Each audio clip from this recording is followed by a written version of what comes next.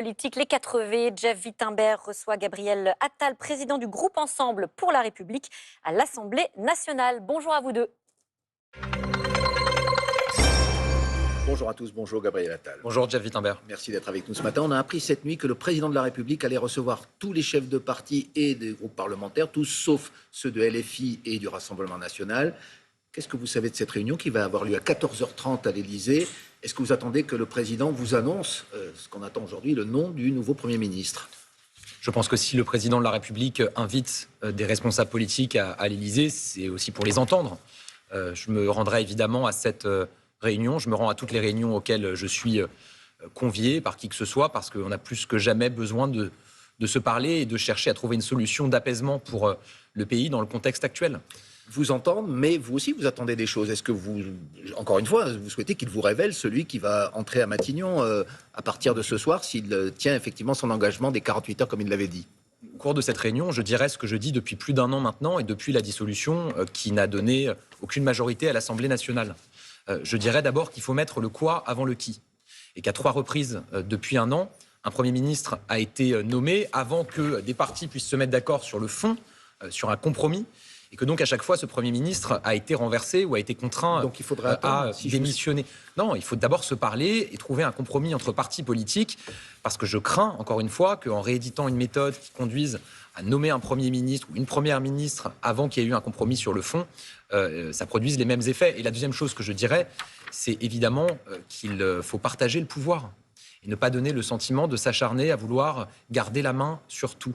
Parce que je pense que c'est ce qui explique aussi la difficulté d'un certain nombre de partis politiques, de l'opposition, de l'ancienne opposition, à se mettre autour de la table pour parler du fond. Mais ce compromis, vous ne risquez pas de le trouver dès cet après-midi autour d'une table avec les autres chefs de partis politiques. Donc, si je vous suis bien, il faudrait ne pas nommer ce Premier ministre dès ce soir. C'est le président de la République, selon nos institutions, qui décide de nommer ou non un Premier ministre. Moi, cette proposition, ça fait très longtemps que je la formule. Je l'ai formulée au moment de la chute du gouvernement de François Bayrou, avant la nomination de Sébastien Lecornu. Je suis constant avec ce que je défends. Donc, je vais vous dire, beaucoup de travail a été fait ces dernières semaines. Je veux saluer aussi ce qui a été fait par Sébastien Lecornu en la matière pour rapprocher un certain nombre de positions. Et je crois très profondément que si on sort des questions de personnes, sur le fond, on peut arriver évidemment à trouver un compromis. Vous avez dit hier dans un déplacement dans la Sarthe que le président faisait tout à l'envers. C'est un petit peu l'esprit aussi de ce que vous dites ce matin. Pourquoi vous l'attaquez si fort, le chef de l'État, ces derniers temps? Vous dites qu'il est le seul responsable de la situation politique dans laquelle nous nous trouvons? Moi, je suis lucide et je dis les choses telles que je les ressens aux Français. Je crois que ça a toujours été ce que j'ai fait et je viens de vous dire pourquoi. Je pense que depuis un an, désigner un Premier ministre, a fortiori un Premier ministre qui est identifié comme étant très proche du président de la République, je pense que ça ne facilite pas la discussion ensuite avec les partis politiques de l'opposition.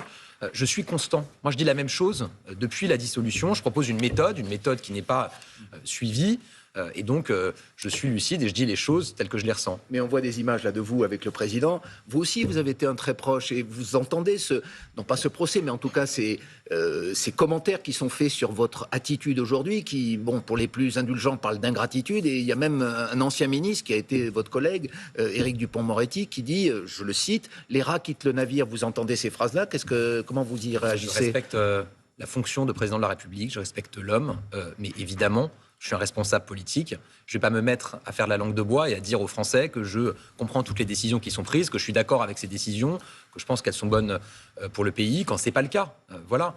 Et encore une fois, c'est une question de lucidité. Qui disent que vous lui devez votre carrière, par exemple, qu'est-ce que vous répondez? Évidemment, je n'aurais pas eu l'honneur de servir mon pays au plus haut niveau sans que le président de la République me fasse confiance, mais à chacune des fonctions qui m'ont été confiées, je crois que j'ai dit les choses telles que je les ressentais, y compris d'ailleurs, et j'avais entendu les mêmes commentaires au moment de la dissolution, où j'avais critiqué ce choix, pas parce que ça me conduisait à quitter Matignon, j'avais remis ma démission de toute façon, mais parce que tout ce qui se passe depuis, c'est ce que je redoutais au moment de ce choix de dissoudre. À l'époque, déjà, on m'avait dit, on m'avait reproché de dire les choses telles que je les ressens. Voilà. Moi, est-ce que vous allez aussi loin qu'Édouard Philippe, notre ancien Premier ministre du Président, qui dit que Emmanuel Macron, lui, doit partir en 2026 et organiser une présidentielle anticipée une fois que le budget sera voté? Non, moi je me suis toujours opposé à ceux qui appellent à la démission du président de la République. Ça fait un moment que la France Insoumise, le Rassemblement national, appelle à la démission du président de la République. Je m'y suis toujours opposé parce qu'indépendamment de l'homme d'Emmanuel Macron, Moi, j'appelle à une pratique plus saine de nos institutions. Donc, je ne peux pas défendre l'idée qu'on les affaiblirait en contraignant un président de la République à démissionner. Or, ce serait un affaiblissement de nos institutions. Demain, s'il y a ce précédent, tous les présidents de la République qui se succéderont pourront être poussés, contraints à la démission. Tous les maires dans nos communes pourront se faire contraindre à la démission. Et puis j'ajoute, j'étais en Ukraine il y a quelques semaines. Quand vous échangez avec les Ukrainiens, ils ont évidemment besoin de continuer à avoir le soutien de la France, de l'Europe. Si, comme c'est proposé par Édouard Philippe, le président de la République annonçait que dans 5 ou 6 mois, il démissionnerait, dès aujourd'hui, la voix du président de la République et donc la voix de la France porterait moins à l'international. Or, on a plus que jamais besoin que la voix de la France porte. Voilà, moi je le dis, il faut de l'apaisement. Donc, il y a le sentiment d'une forme de crise de nerfs généralisée dans la vie politique française en ce moment. Certains font sauter un gouvernement avec un tweet parce qu'ils ne sont pas contents d'un ministre. Certains appellent à la démission du président de la République.